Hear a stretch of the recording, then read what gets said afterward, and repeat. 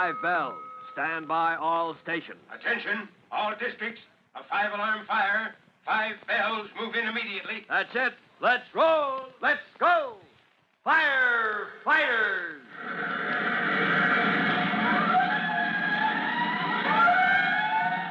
Presenting Firefighters, the true-to-life story of our unsung heroes who stand ready to ride by day or night against our most murderous enemy, the demon of fire. In just a minute, we'll join Tim Collins and Chief Cody to learn what's happening in the search for the salesman who is selling electrical equipment of such bad quality that it is a fire hazard.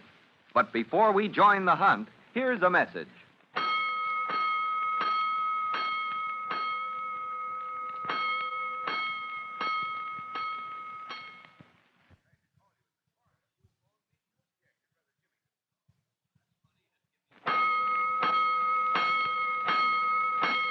Let's go, firefighters. Let's go to the rooming house at the corner of Tim Collins' own street, the house in which Miss Andy Layton lives. As you remember, Miss Layton is an old friend of Tim's mother, who's known the young fireman ever since he was a child. That's why when Tim tried to warn her... Miss Layton, I'm trying to warn you. It isn't safe. You mustn't use these electrical cords you bought from that peddler. Timothy, did you say mustn't? Yes, ma'am. These cheap cords aren't approved for use on your flat iron or anything else. You could start a fire... Well, Timothy Collins, I am surprised telling a girl old enough to be your mother what she mustn't do. Oh, good grief. I didn't mean it that way, Miss Layton. I certainly hope not. Now run along, Timothy, and we'll say no more about it. That was just yesterday when Andy Layton refused to take Tim's warning seriously. And later, when Tim's mother dropped in to give her old friend a word of advice, Miss Layton was out for the evening. Now, it's early the next morning as Miss Layton's landlady raps on her door. Miss Layton, you waked up yet? Miss Layton. Good morning, good morning, good morning. Come right in, Mrs. Gansett. Oh, my sakes, you waked up already, Miss Layton? Ah, such a beautiful morning, I just couldn't sleep another wink. You better be careful, Miss Layton. Oh, I'm always careful, Mrs. Gansett. Nothing happens to me. If something's liable to happen to your boss, Miss Layton. You ain't careful, you're liable to be on time to work today. Your poor boss, what's he going to think? Oh, Mrs. Gansett, that's the silliest thing. Why, I'm often on time. If it was ever early, guess your boss would curl up and blow away. What you fixing to do? I'm going to press my suit, Mrs. Gansett. It gets so rumpled, but it's so pretty. Ain't that iron hotted up yet? Wasting my electric juice, letting iron set around all plugged in. Well, it's almost hot enough, but you don't need to worry about wasting electricity. This is one of those new cords. Oh, one of those electric cords Miss Collins was talking about? Mrs. Collins? When? Oh, last night when you was out. Miss Collins came rushing over all in a swivet, but you was out. Oh, that's a shame. There, I guess the iron's hot enough. I can start pressing now. Miss Collins, she left a message. Oh, dear, that's why I came all the way up those dratted stairs, all the way from my basement to the second floor. How long my feet are going to last? I'm I so just don't sorry she know. bothered. I was cross at him for a minute, fussing at me about buying these new type electrical cords. Keep that iron moving or you'll score. Oh, yes. Where was I? Oh, but poor dear, she didn't need to rush over like that to apologize for Tim. He said, darling, but he's just like his poor father, always fussing about fire hazards. Well, all I know, Miss Collins was in a swivet. Wanted you should be sure and use that cord. Be sure and don't. I couldn't tell which. One or t'other, that's it. Oh, she just wanted to be sure Tim hadn't hurt my feelings. Why, she bought 3 of these cords herself. The salesman said so, and for that matter, I don't... You just don't leave it plugged in come time to go to work so's electric juice will leak out. I'll be sure, Mrs. Gansett. Well, guess I'll tackle those stairs again. Back down to the basement. Wonder if I have time to press my hanky. Now, Miss Layton, I don't mind my roomers using up a reasonable amount of my electrical juice. When it comes to putting a whole morning with a flat iron. Oh, don't worry about wasting electricity, Mrs. Gansett. These new featherweight cords use hardly any at all. The salesman said so. Is that a fact? Let me see. See? Isn't that the thinnest little cord you ever saw? You see, it's so thin that only just enough electricity can get through, so there's no way... Ouch, that wire, it's hotter than a stove lid. Well, yes, it does seem to heat up more than... I smell burning. Why, so do I. Whatever could be Miss burning? Layton, that wire, it's smoking. Oh, dear look out me. for that iron. Electric juice has caught a fire. Don't throw that hot iron. Oh, dear. Fire, Miss Layton. Oh, dear, what shall I do? We'll all be burned. Don't open that window, you ninny. Fire! My bed's on fire! Help!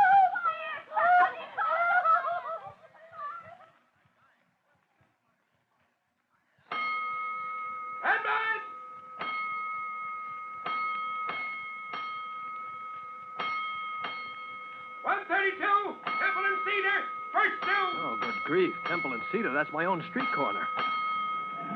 All clear right there. All clear. Come on, step on it, Gonigal. Give me a lift home. Let's go.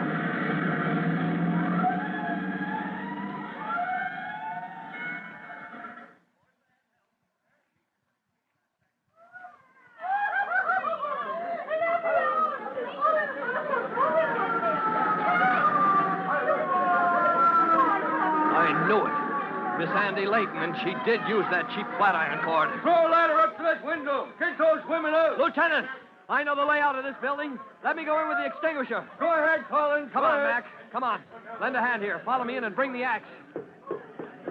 The street door's unlocked. That's luck. Come on, Mac. Now, one flight up. To the right. There's Miss Layton's door. Hold on, Mac. Let me go first. Feel the door. Make sure there isn't fire right behind it. Okay, it's cool enough. We can ease it open. All right. All right, Miss Layton, we're coming. Now, steady the door, Mac. Hold that crack ajar. That's it. Oh, good grief. That bed is flaming like a... Well, here goes with the extinguisher.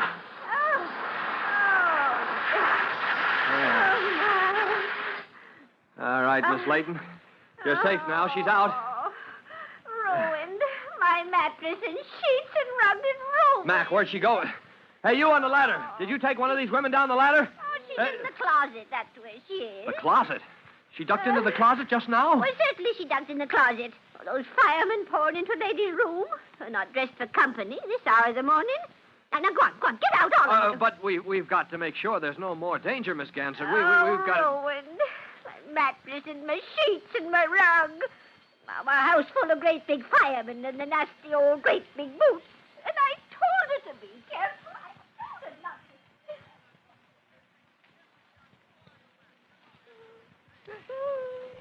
to.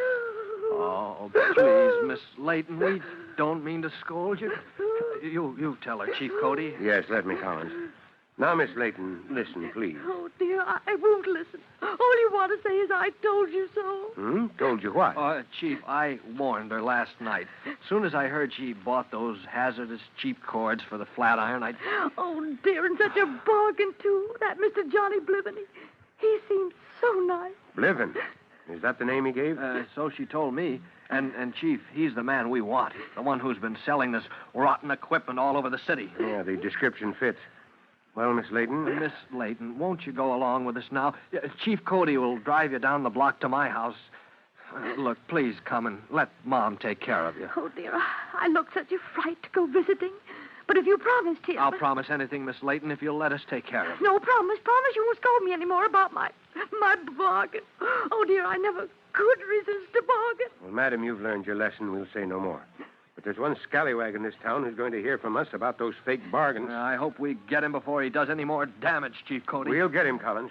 Now, take this lady to your mother's house while I talk to the... what's her name, Mrs. Gansert? Maybe she can help us pick up the... Anyways, I don't have no truck with peddlers I don't know, so how should I know where this Blivens is? Nobody knows where he is, Mrs. Gansert. Not the police, nor my boys in the fire department, nor anybody else. But he'll turn up somewhere. And all we need is to have somebody tip us off when he does show up. Little shorty kind of man, you said, with a shiny blue suit? And a gold tooth, Mrs. Gansert, and a small mustache. Now, if you could mention to your neighbors that we'd like to pick him up... What makes you think I got time to go pestering my neighbors? Well, at a guess, after this excitement, you'll have a few neighbors dropping in. No, I shouldn't be surprised. After all, a quiet neighborhood, you don't have fires every day in this district. Well, folks will want to see the ruins, so to speak. Makes me kind of famous, don't it? Losing property by fire like that. Well, yes. The folks will be dropping in, so... So I'll tell them to keep their eyes peeled, Chief Cody. I'll tell folks we got to help catch that feller.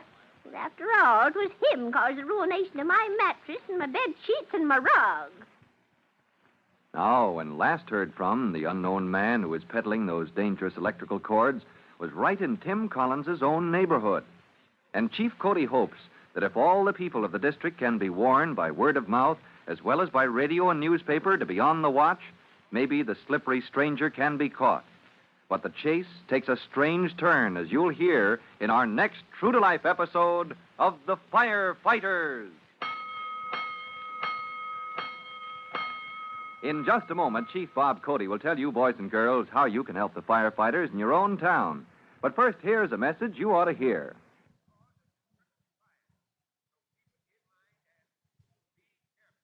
And now, Chief Bob Cody with a special notice for the Firefighters Brigade. Chief Cody. Hello, boys and girls. You all know me, your friend Chief Cody, and I've got another item for your list of common fire causes. Now, write this down. Sun. S-U-N. That's right, the old reliable sun itself. You see, sun rays that shine through glass like a fish bowl or a bubble in a window pane can focus on cloth or paper, raise the temperature higher and higher until fire breaks out. So we add to our list the word sun. One more common fire cause. Well, goodbye for now. You'll be hearing from me soon. Fire Chief Cody and the young rookie fireman Tim Collins will be back on the same station the next time you hear... That's it. Let's roll!